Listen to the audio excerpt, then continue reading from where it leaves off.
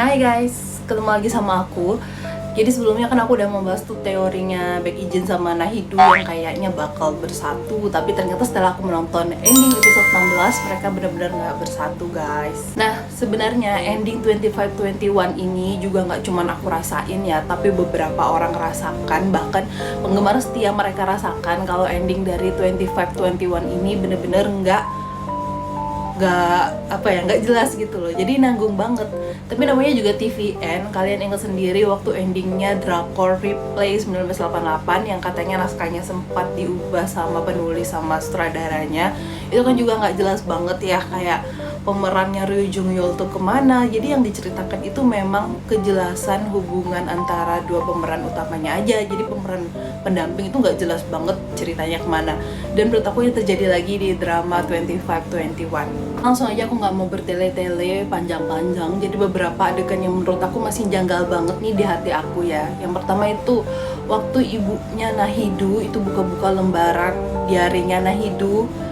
Ingat nggak sih itu episode awal-awal gitu. Nah terus ibunya ngomong, beberapa waktu lalu aku ketemu sama Baek Ijin gitu. Nah sebenarnya nggak cuman berhenti dari situ aja sih, harusnya itu diceritain di beberapa episode setelahnya tuh ketemu Baek Ijin tuh di mana, kenapa gitu loh ya kan.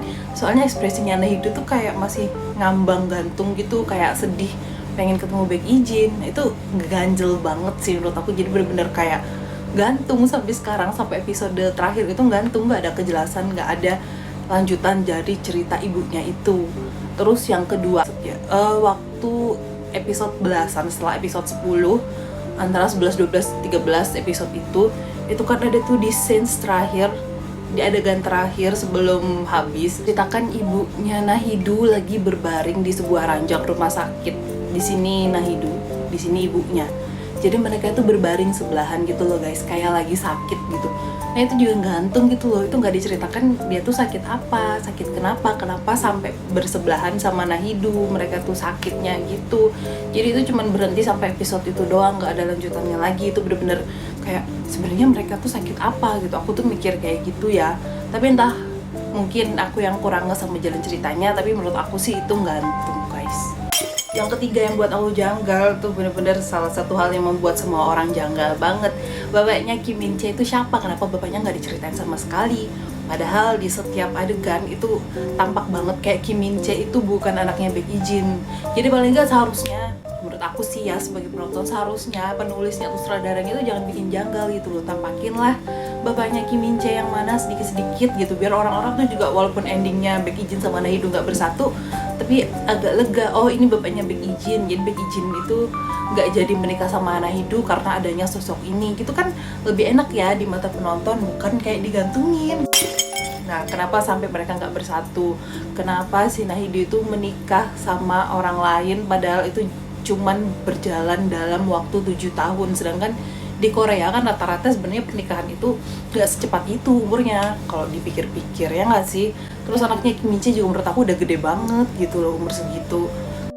Jadi ternyata aku menemukan salah satu foto dari beberapa netizen yang mengungkap kalau sebenarnya bapaknya Kim Min Chae itu diperlihatkan di episode-episode akan akhir, itu episode terakhir, cuman adegan itu di-cut.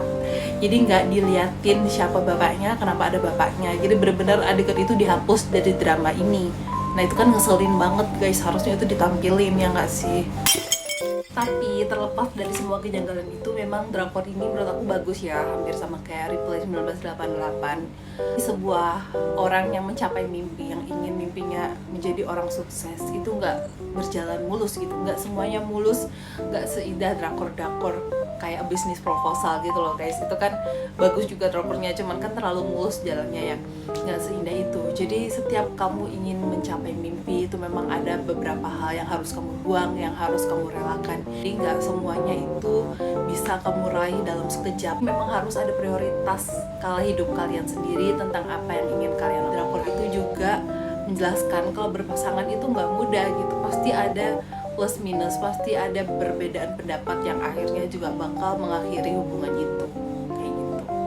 Dan di drakor itu kan juga menggambarkan tentang kisah cinta pertamanya Nahidu sama Becky Jin. Memang realitanya kalau cinta pertama itu kan rata-rata nggak berjalan mulus ya. Jadi cinta pertama itu memang paling membekas di hati, tapi memang mayoritas menikah itu nggak cuman sama cinta pertama. Cinta pertama itu penuh kenangan, penuh misteri, penuh kebahagiaan, tapi jarang ada yang bisa bersatu sama kayak yang di drakor 2521 ini. Ya menurut aku positifnya itu sih, positif yang bisa diambil dari drakor itu memang realita kehidupan itu memang kayak gitu. Tapi yang bikin ganjel yaitu itu tadi, siapa bapaknya Kim Min Chae, kenapa Kim Min Chae itu kayak kepo bacain buku dari ibunya tapi nggak ada ending gitu loh ya kan. Terus kenapa Nahidu itu nikah lagi secepat itu, kenapa adegan bapaknya Kim Min Chae dibuang, kenapa Nahidu sama ibunya ada di rumah sakit, itu benar-benar gantung dan ganjel. Tapi terlepas dari semua itu memang ini drakornya bagus banget, cuman endingnya aja ngeselin. Tapi sekali lagi guys, ini itu di TVN ya, TVN itu memang kadang mengeluarkan ending yang benar-benar nggak jelas kayak gini. Jadi buat kalian pecinta 2521 sabar aja ya.